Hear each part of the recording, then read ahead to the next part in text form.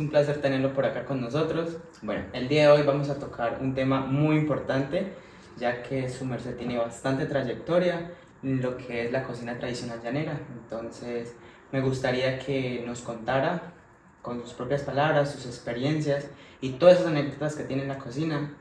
¿Qué es para usted ser un cocinero tradicional llanero? Hola, Nicolás, ¿cómo estás? Bien, pues muchas gracias por la invitación y lo primero que quiero decirles, sí, vamos a partir de un punto muy importante y es que el ser cocinero tradicional es algo que a uno le gusta.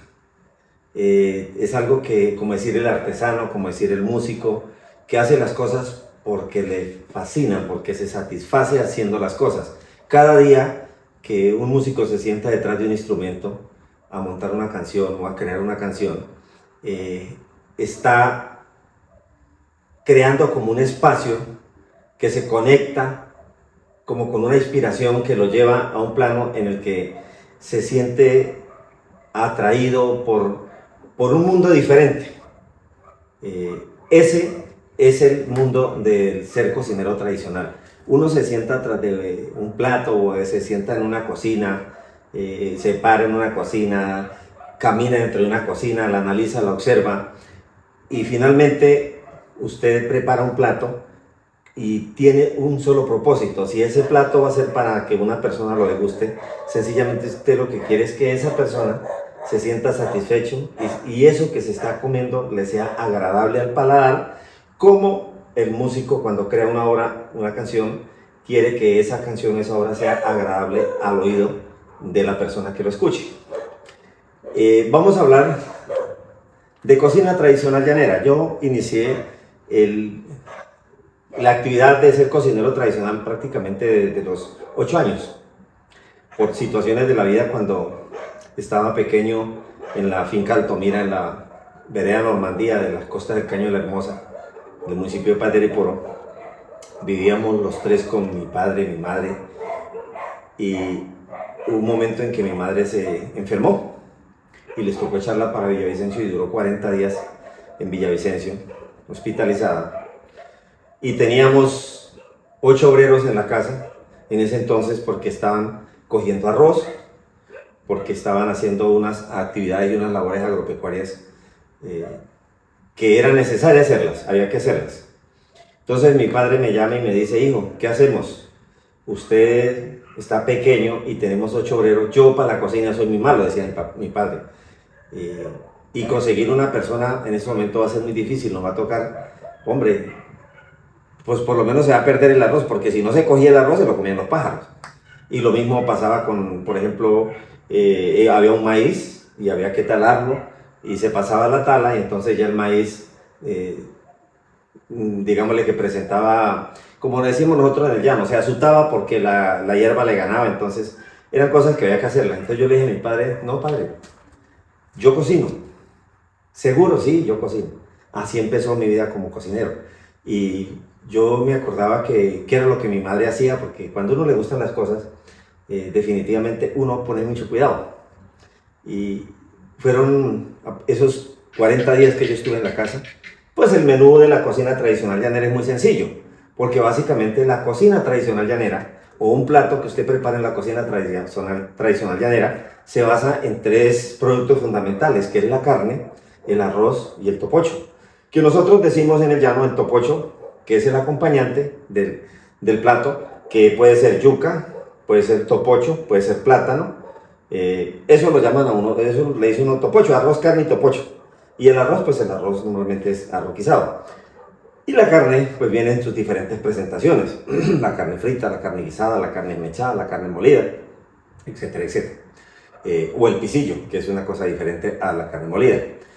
Entonces, en ese devenir de las cosas y las circunstancias, pues ya después yo crecí, me fui a estudiar a la Primavera Bichada, me olvidé como de la cocina y la cosa, pero dentro de la allá estudiando en el Colegio de la Primavera, estando internos, se hacían algunas, digámosle, unos compartir entre los internos, y yo me encargaba de la cocina. Entonces hacíamos sancocho de curito, hacíamos sancocho de gallina, debajo de los árboles, o nos íbamos para bajo de la laguna en la primavera y hacíamos nuestras comilonas de compartir, pero yo siempre era el que me encargaba de la sazón, de probar que las cosas quedaran bien. Eso es algo que a uno ya le van haciendo y le gusta.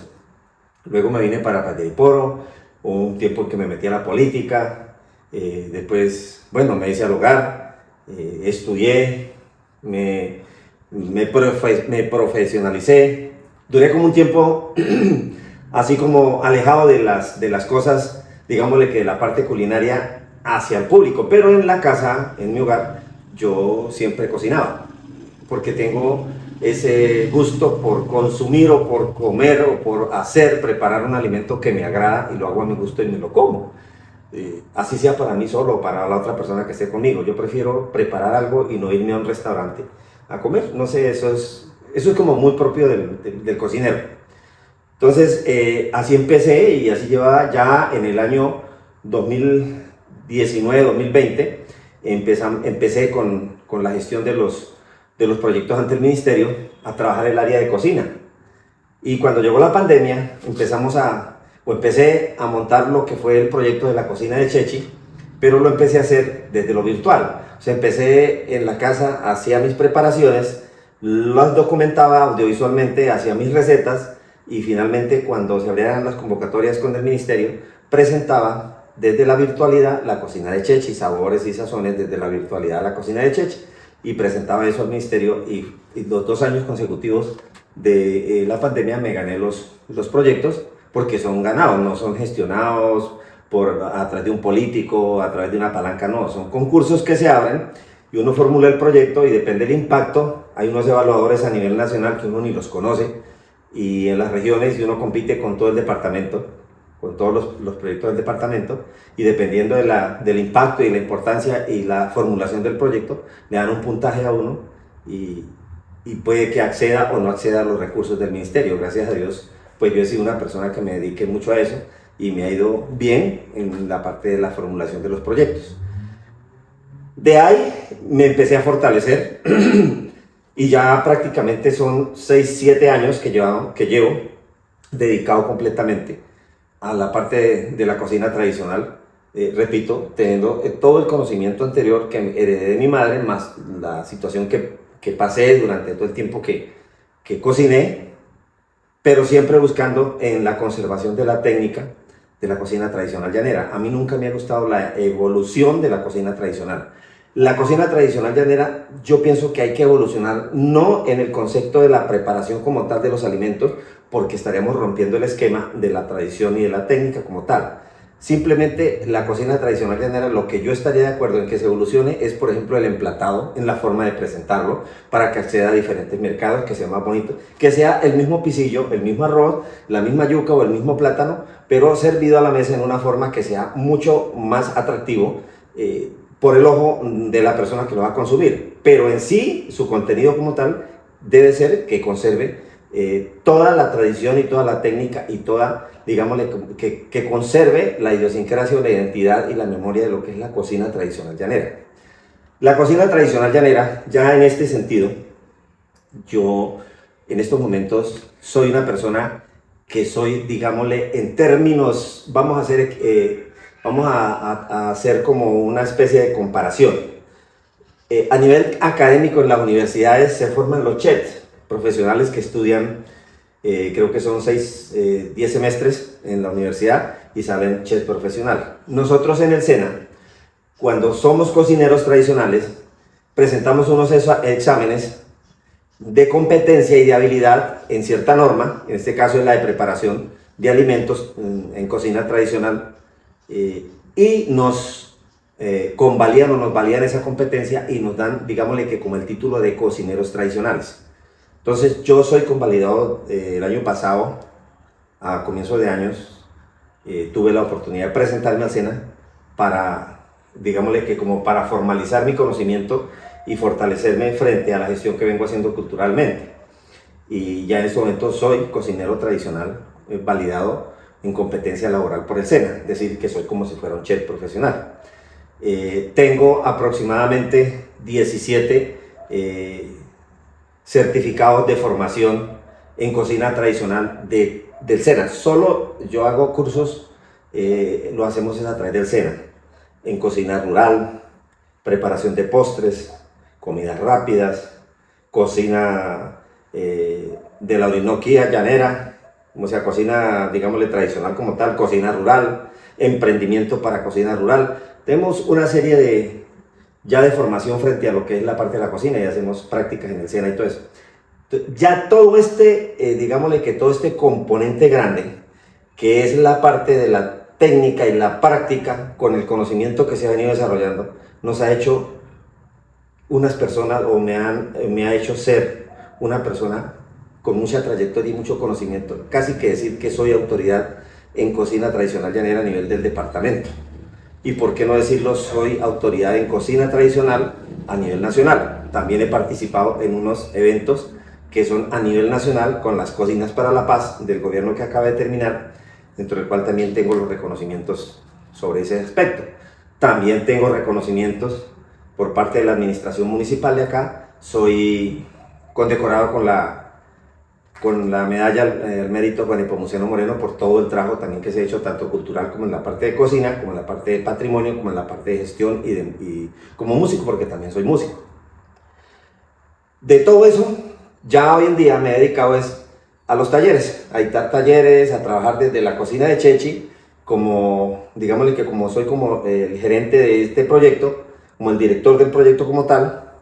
Entonces nos hemos dedicado a hacer las investigaciones. Ahorita vamos a hacer unas publicaciones en la revista en la revista Juan Nepomuceno Moreno, vamos a hacer unas publicaciones sobre lo que es la cocina tradicional llanera. Nos convocaron para escribir un artículo sobre la cocina tradicional llanera y lo estamos cocinando, digámosle, para sacarlo.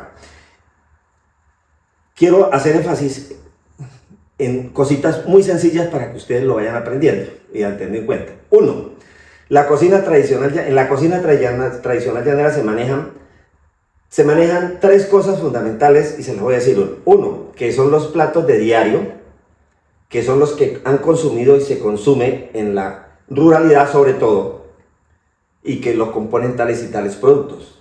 Segundo, los platos que son exclusivamente para eventos sociales o fechas especiales, que son otros.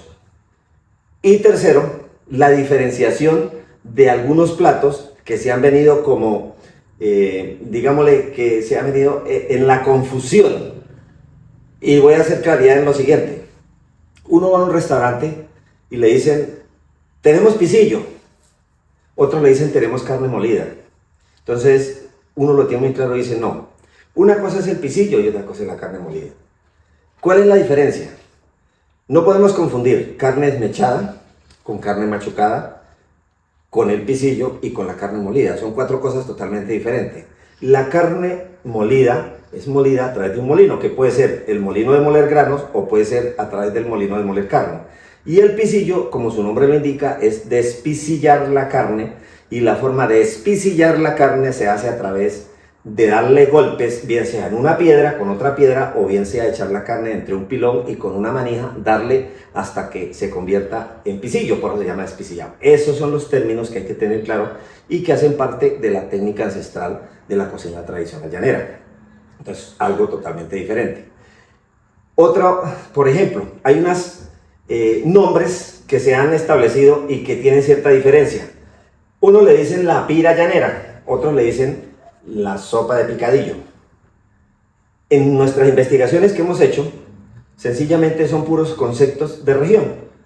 En Casanare, una parte de Casanare, cuando usted habla de pira, la gente ya sabe qué es.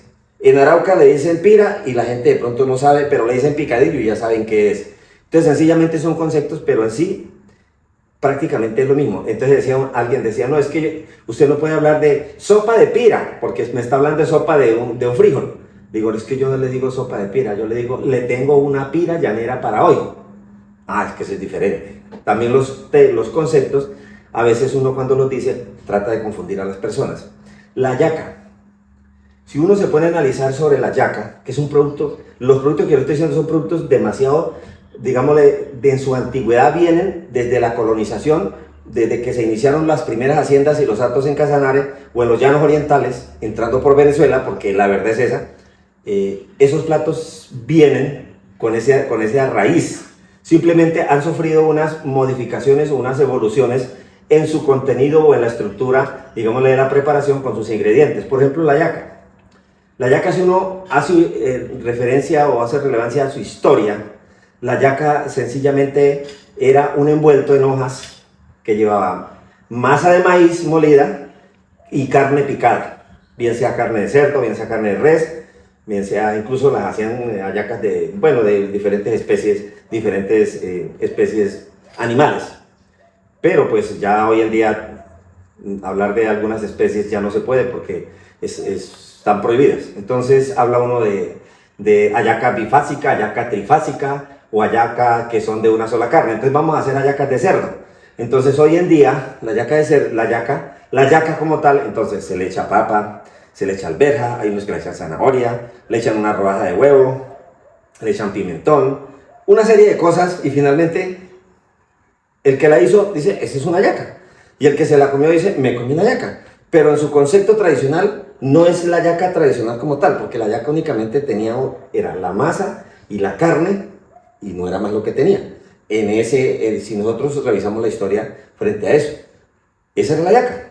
Sencillamente era una masa que le picaban carne y la envolvían, y esa era la hallaca tradicional. Entonces, pero ya han venido evolucionando las preparaciones.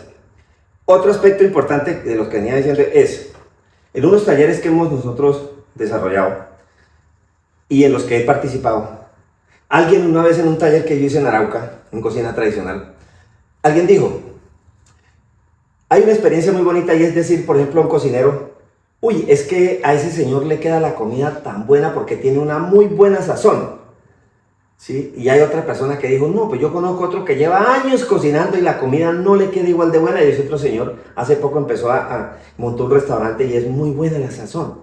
Entonces empezamos a preguntar dentro del taller, ¿qué es la sazón? ¿En qué consiste la sazón dentro de la preparación de los alimentos?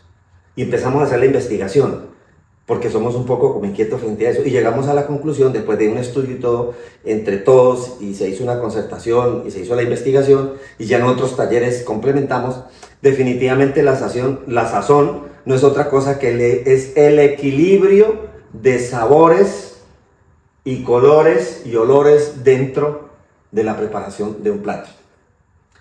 ¿Me explico? Una hallaca puede tener mucha carne y puede tener los miles de ingredientes, pero si está bajita de sal, la gente va a decir, es una hallaca insípida que le faltó sal.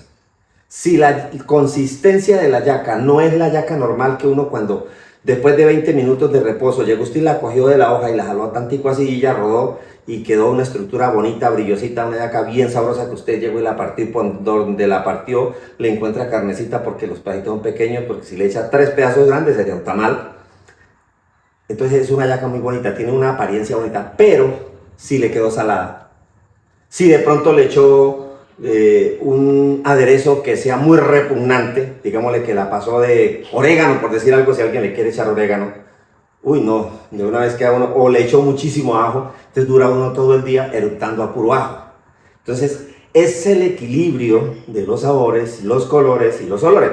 Una hallaca demasiado de roja o demasiado de pálida, entonces todo eso hace también que la cocina tradicional llanera tenga también sus requisitos, llamémoslo así. Entonces, eso es lo importante y lo que en sí en la cocina tradicional llanera nosotros hemos venido luchando, y que es importante que a través de estos documentos audiovisuales la gente tenga muy claro y decir que la cocina tradicional llanera es identidad y memoria. ¿Por qué es identidad? Porque la cocina con la cocina se identifica una región. ¿Por qué es memoria? Porque detrás de cada plato hay una historia que contar. ¿Por qué? ¿De dónde salió la pira? ¿De dónde salieron las hallacas? ¿Qué historias hay tras del pisillo? ¿Qué historia hay tras del sancocho o del viudo, o sea, tras del arroz veguero? Debe haber alguna historia. Entonces cada plato tiene su identidad y tiene su memoria. Y eso es lo importante y lo bonito de las cocinas tradicionales. Además, las cocinas tradicionales ya, digámosle que por política nacional, se ha establecido que a través de la práctica y la promoción de las cocinas tradicionales hay mucha facilidad de cohesión social, de sanar heridas que han generado los conflictos, las comunidades se integran, hay diálogos a través de las cocinas, hay unos programas que se llaman ollas comunitarias con cocinas tradicionales. Eso es muy bonito, es muy hermoso. Que los hombres no son cocineros, sí, somos cocineros. Que había un mito que decían que los hombres en la cocina huelen a gallina. Bueno, ya saben ustedes a qué me refiero.